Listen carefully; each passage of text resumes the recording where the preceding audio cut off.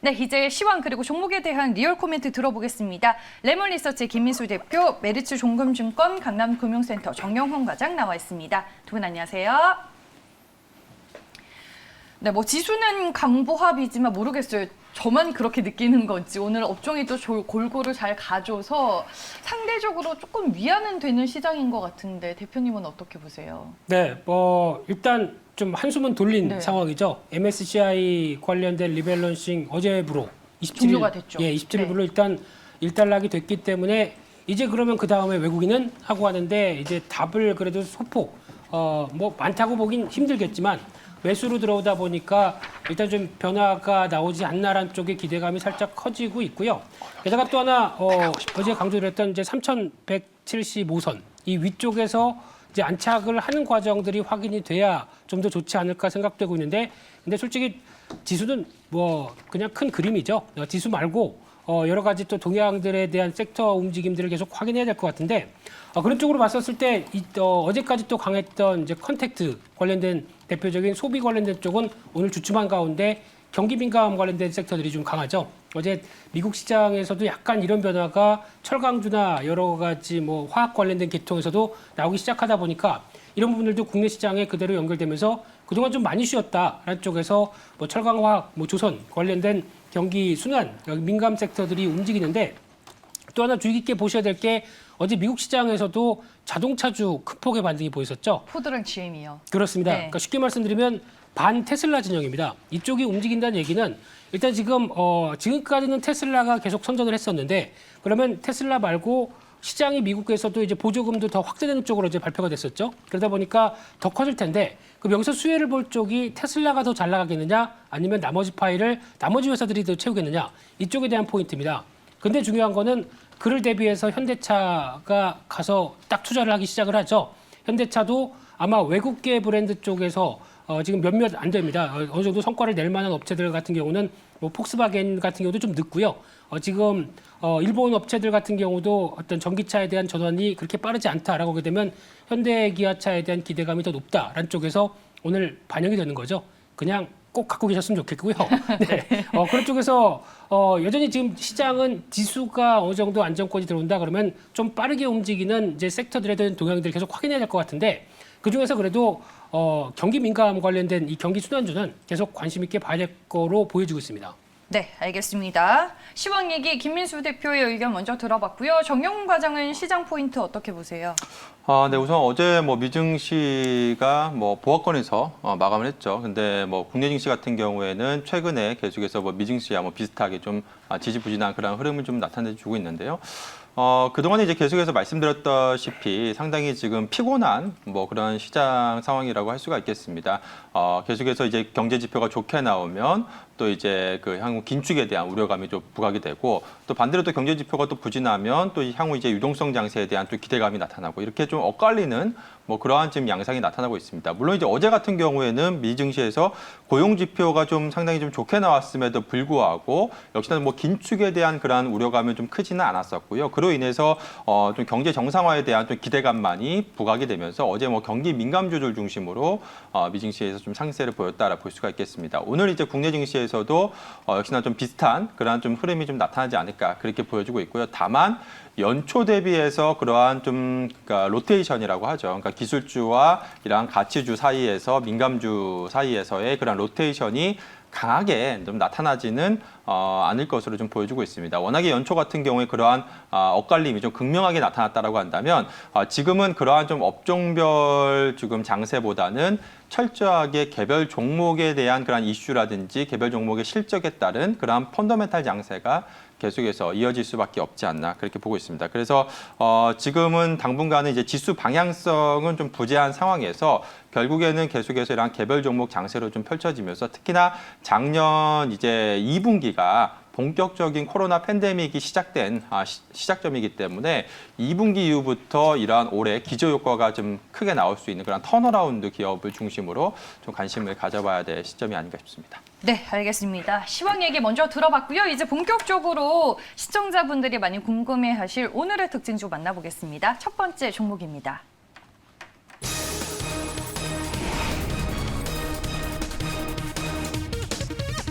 네, 남양유업입니다. 오늘과 지분이 매각됩니다. 국내 사모펀드 한앤컴퍼니에 팔리게 됐습니다. 남양유업이 오늘 이와 같은 이슈 속에서 장 초반부터 상한가로 직행을 해서 출발을 했습니다. 현재도 가격 제한폭까지 오른 모습 확인이 되고 있고요. 주가는 57만 원에 거래가 되고 있습니다. 그러면 남양유업 매각 기요에 대해서 좀 살짝 정리를 해보겠습니다. 전일이죠. 최대 주주인 홍원식 외 2명이 남양유업 보유 주식 전부를 한앤컴퍼니 유한 회사에 양도하는 계약을 체결했다라고 공시를 내놨습니다. 홍원식 전 회장은 남양유업의 지분 51.68%를 보유하고 있고 전체적으로 오너일가의 주식을 합하면 현재 53%에 달하는 것으로 확인이 되고 있고요. 매각가는 3,107억 원으로 알려지고 있습니다. 남양유업에 대한 투자 의견 확인해 볼게요. 김미수 대표님, 이 종목 살까요, 팔까요? 네, 일단 죄송합니다. 지난번에 좀 부정적으로 봤었는데 이렇게 빨리 좋은 얘기가 나올 줄 몰랐지만 여전히 시각은 변함이 없습니다. 매매하기 힘든 종목 같고요. 일단 매도 관점 쪽으로 말씀을 드리고 싶은데 잘 가는 주가에 대해서 이렇게 말씀드리는 수밖에 없는 이유는 일단 첫째로 한은 앞으로에 대한 변화 기대감은 상당히 높습니다. 특히 사모펀드로 넘어갔다는 얘기는 지금 한 3,100억 정도라고 보여지고 있는데 네. 이게 과연 싸냐 비싸냐 여러 가지가 있을 수 있겠지만 제가 보기에는 좀 급하게 싸게 넘겼다고 생각이 듭니다. 왜냐하면 이 회사가 갖고 있는 자산 가치나 그리고 또 이어지고 있는 업력에 따른 여러 가지 흐름을 보게 되면 그동안 많이 좀 폄하가 되긴 했지만은 여전히 그렇다고 자산 가치가 변하는 건 아니죠. 그런 쪽에서 생각보다 좀 싸게 넘겼다는 생각도 살짝 들고 있는데 그러면 이제 이런 사모펀드 같은 경우는 일단 이제 눈치 안 봅니다. 또 다음에 더 잘 팔기 위해서 여러 가지 구조조정 쳐낼 거 쳐내고 사업에 대한 변화를 빠르게 가져갈 것 같은데 근데 이런 기대감에도 불구하고 남양유업이 갖고 있는 가장 사업의 근본을 본다라고 하게 되면 유업이다 보니까 유가를 봐야 되겠죠. 네, 그러면 유가가 원유, 밀크, 네, 그 유가가 아니고요. 네, 근데 이쪽의 동향을 보게 되면 어떤 우유가 좀 남아 돈다라고 얘기 드는데 유가가 연동되는 모습들이 나오다 보니까 여러 가지 비용은 계속 들어갑니다. 그래서 쉽게 잘 떨어지지 않고 살짝 올라가는 모습들인데 이런 부분을 봤었을 때 이런 기반이 되는 원유가에 대한 여러 가지 동향을 보게 되면 충분히 어떤 사업 실적들을 내기에는 좀 어렵다. 그러면 또 인구도 계속 출생률이 낮아지고 있죠. 그러면 아마 수출 쪽이나 여러 가지 다른 쪽에 대한 드라이브를 걸어야 될 것 같은데 그러면 또 없는 여러 가지 법인이나 해외 진출에 대한 비용도 더 들어가게 되겠죠. 이런 여러 가지 흐름을 생각하게 되면은 수출이 답인 것 같은데 거기 들어갈 수 있는 비용까지 생각하게 되면 조금 좀 시간이 많이 걸릴 수도 있겠다라는 관점 쪽에서 특히 지금 주가가 상한가 가는 거는 유통 물량이 그렇게 많이 없습니다. 네. 그에 따른 변화도 되기 때문에 쉽게 매매하기 힘들겠다라는 관점 쪽에서 일단은 신규 매수는 그렇게 썩 권해드리고 싶지 않습니다. 네, 알겠습니다. 최근 구설수에 오른 만큼 회사의 변화는 예고가 됐었지만 좀 생각보다 빠르게 매각이 진행이 된 것 같다라고 말씀을 해주셨고 아니 정용 과장 뭐 추가적으로 하고 싶은 말씀이 있으시다고 남양유업. 네. 추가적으로 뭐 할 얘기가 있는 건 아니고요. 네. 그러니까 남양유업 같은 경우에는 지금 오늘 상한가, 그러니까 한마디로 해서 장 시작과 함께 상한가로 직행을 했는데 지금 이제 주가 수준이 이제 57만 원 수준인데 이 한앤컴퍼니가 매수한 주당 매입 가격이 82만 원인가 80만 원대입니다. 그러니까 지금 역시나 현재의 주가 수준도 그러니까 인수한 기업의 그 인수 가격 대비해서 크게 좀 낮은 상황이고요. 그리고 이제 한앤컴퍼니가 과거에 이 회사가 이 그 PEF가 어떠한 이제 행동을 보였었는지를 좀 살펴보면 좋을 것 같은데 과거에 이제 대표적인 이제 한앤컴퍼니의 이제 인수 이후에 매각했던 사례가 같은 이제 음식료 업종 내에서는 역시나 이제 웅진식품이 있었죠. 웅진식품도 이제 거의 한 2배 이상 기업 가치를 이제 크게 끌어올린 뒤에 2배 이상 차익을 내고 매각을 했었고요. 그 이후에 뭐 한원 시스템이라든지 뭐 쌍용양해 같은 그러한 회사들도 인수 이후에 좀 기업 가치가 크게 좀 상승하면서 실적 개선이 좀 나타났다는 점에서 남양유업 같은 경우에도 그 동안에는 이제 소비자들의 불매 운동이라든지 기업 이미지가 나빠지면서 굉장히 좀 어려움을 겪었지만 이번에 이제 인수 이후에 또 다시 한번 좀 회사가 좀 크게 좀 재편되는 그러한 좀 움직임이 나타나지 않을까 싶습니다. 네, 알겠습니다. 남양유업 첫 번째 특징주로 만나봤고요. 다음 종목 확인해 보겠습니다.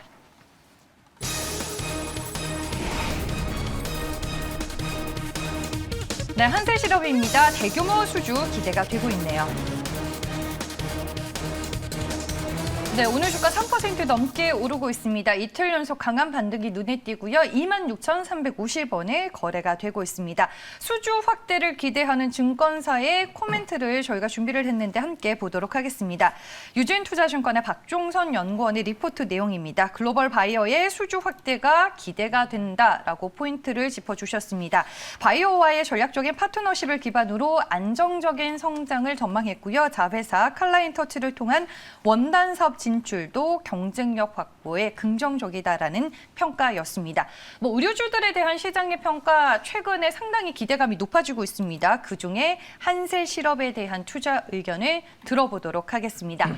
네, 정영훈 과장, 이 종목 살까요, 팔까요? 한세실업 매수 의견 드리도록 하겠습니다. 네. 지난주에 제가 이제 의류 업종 관련해서 코멘트를 드렸는데요. 거기서 좀 참고를 해보시면 좋지 않을까 싶습니다. 제가 지난주에 말씀드렸던 부분이 이제 의류 업종 같은 경우에는 이제 OEM, ODM 업체와 브랜드 업체를 나눠서 좀 보시는 게 좋다. 그리고 이제 OEM, ODM 업체는 상반기가 상당히 좀 기저효과가 좋고 반대로 이제 브랜드 업체는 하반기로 가면 갈수록 좋아질 수 있다라는 그런 의견을 드렸습니다. 그러한 이유가 이제 OEM, ODM 업체 같은 경우에는 대표적으로 이제 미국을 비롯한 이러한 지금 의류 소비가 좀 회복이 되면서 1분기부터 이제 본격적인 그런 기저효과가 좀 나타나기 시작했고요. 그로 인해서 한세실업 같은 이러한 OEM 업체 같은 경우에 큰 폭의 어닝 서프라이즈를 기록을 했다라고 보시면 될 것 같습니다. 그래서 한세실업이라든지 영업무역 같은 이러한 OEM, ODM 업체 같은 경우에는 상반기 내내 계속해서 좀 실적이 좋을 수 있다는 점에서 계속해서 당분간 좀 매수 관점 대응이 좀 유효하지 않을까 그렇게 보고 있고요. 또 한편으로는 이제 브랜드 업체, 이제 FNF라든지 이러한 브랜드 업체들 같은 경우에는 국내 같은 경우에는 지금 이제 본격적으로 백신 접종이 시작되면서 이제 좀 야외 활동이 본격적으로 좀 재개가 되는 그런 좀 움직임이 나타나고 있기 때문에 하반기로 가면 갈수록 특히나 이제 만약에 정부에서 예상한 대로 3분기 정도에 어느 정도 집단 면역이 형성이 된다라고 한다면 겨울철 또 패딩이라든지 이러한 의류 소비가 크게 또 증가할 수 있다는 점에서 브랜드 업체들 같은 경우에는 하반기를 대비해서 지금부터 서서히 좀 관심을 가져보시면 좋지 않을까 그렇게 보고 있습니다. 그러면은 의료주들 전체적으로 또 긍정적으로 보시는지 한세실업을 탑픽으로 보세요? 아니면 의료주 내에서 좀 더 좋게 보는 종목이 있으세요? 앞서 말씀드린 것처럼 그러니까 OEM, ODM 업체 같은 경우에는 네. 상고하죠. 그러니까 상반기에 좋고 하반기로 가면 갈수록 조금 슬로우할 수 있다라고 보시면 될 것 같고요. 그렇기 때문에 한세실업이라든지 영업무역 같은 경우에는 상반기, 즉 지금 시점이 상당히 좀 좋은 시점이고 2분기 실적 이후에는 조금 슬로우할 수 있다. 하반기에는 그렇게 보시면 될 것 같고요. 네. 이제 FNF 같은 이러한 좀 브랜드 업체라고 하죠. 그러니까 브랜드 업체 같은 경우에는 상반기에는 뚜렷하게 그렇게 크게 좀 개선될 만한 여지는 크게 없습니다만 하반기로 가면 갈수록 좀 크게 좋아질 수 있다는 점에서 지금 시점, 그러니까 2분기 이후부터는 이제 브랜드 업체들 중심으로 투자자분들께서 좀 관심을 가져보시면 좋지 않을까 그렇게 보고 있습니다. 네, 알겠습니다. 김민수 대표님이 의류주에 대해서 할 말이 있으시다고 열심히 손짓을 하셔서. 그냥 잘 지내시는지. 예. 네. 그냥 의류 OEM 이쪽은 괜찮은데 1분기 실적이 생각보다 좀 주춤해서 주가가 많이 조정받은 종목이 하나 있습니다. 신발 쪽이죠.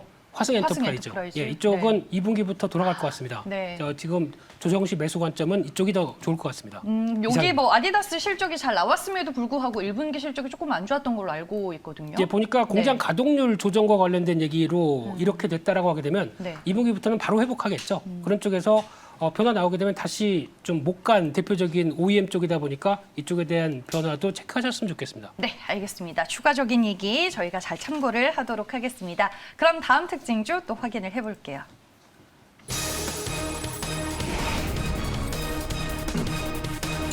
네, 에코프로입니다. 오늘 이제 분할 재상장이 됐죠.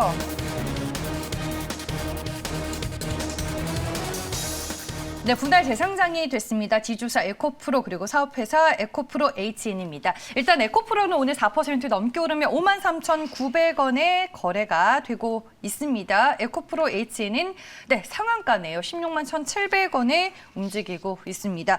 두 종목에 대한 얘기를 다 들어봐야 될 것 같습니다. 김민수 대표님, 먼저 에코프로부터 살까요, 팔까요? 네, 둘 다 상한가 들어가는 종목 다 저한테 던져 주셨는데요. 네, 일단 공교롭게도 그렇게 됐네요. 네. 에코프로, HN 모두 다 일단 긍정적인 관점 쪽에 매수 쪽으로 말씀드리고 싶고요. 네. 그만큼 이제 에코프로 입장 쪽에서는 요즘에 또 보다 보니까 분할하면은 좀 두려움이 많죠. 그 최근에 LG 그룹들도 좀 그랬고 그렇지만은 에코프로 쪽은 조금 다른 상황, 인적 분할로 이어지는 상황이다 보니까 좀 다른 변화가 아무래도 약간 지주사 개념이죠. 그런 쪽에서 에코프로 BM과 이 에코프로 HN 물론 두 종목 다 어떤 저희가 보는 밸류가 그렇게 싸지는 않습니다만 성장에 대한 흐름을 답을 해주고 있다는 관점 쪽에서 여전히 지금 그렇게 크게 어떤 트렌드에 맞다라는 쪽으로 바라보면서 대응하시는 게 맞을 것 같고요.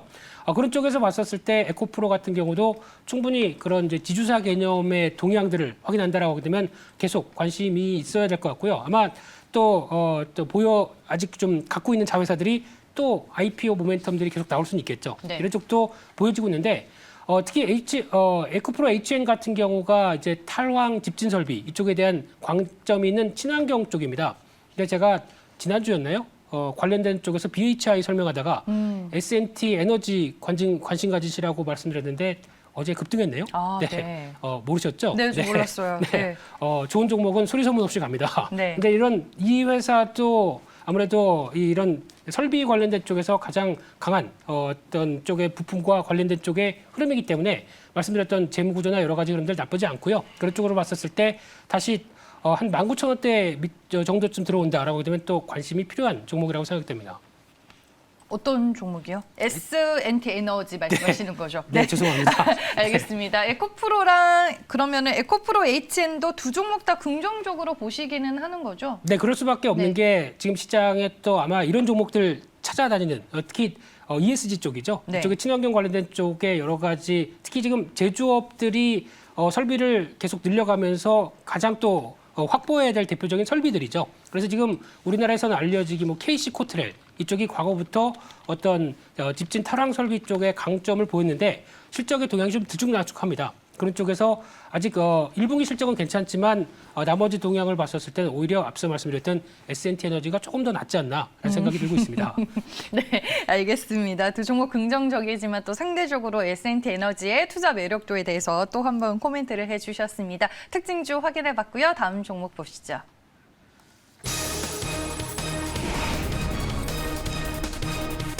네, 롯데정밀화학입니다. 호실적이 기대가 되고 있습니다.